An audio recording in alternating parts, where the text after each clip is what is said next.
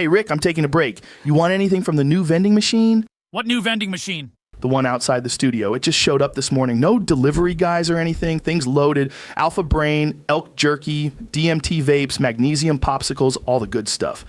We didn't approve any new vending machine. Right, but like maybe it's a gift from the podcast gods or something. It even had 0 carb space chocolate, and those protein worms I like.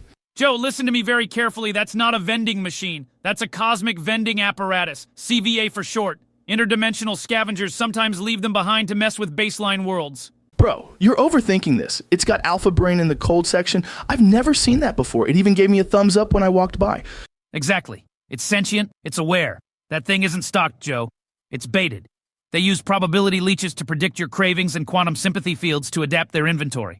One time I saw a CVA hand out a can of soda that whispered the name of a man's future murderer every time he opened a fridge. Wait, what? That's kind of metal. It's not metal. It's metaphysical malpractice. Do you have any idea what happens if you hit B3 twice on one of those things? You can spawn a duplicate timeline where you're slowly replaced by your vending doppelganger.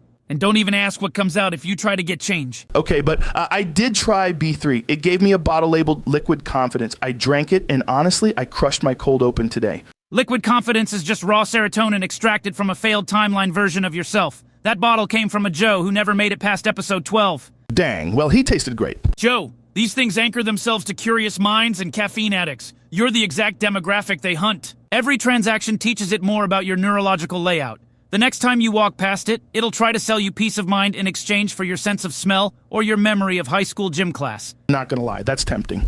No, it's not. We need to contain it before it starts messing with our upload schedule. Or worse, bartering with listeners. Okay, but how? It doesn't have an off switch. It wouldn't. We're gonna need a vacuum-sealed pocket of stabilized ignorance. A neutral observer to box it in. Something with no curiosity and no ambition. Maybe we can trick Zuckerberg into touching it. You think he'd do it?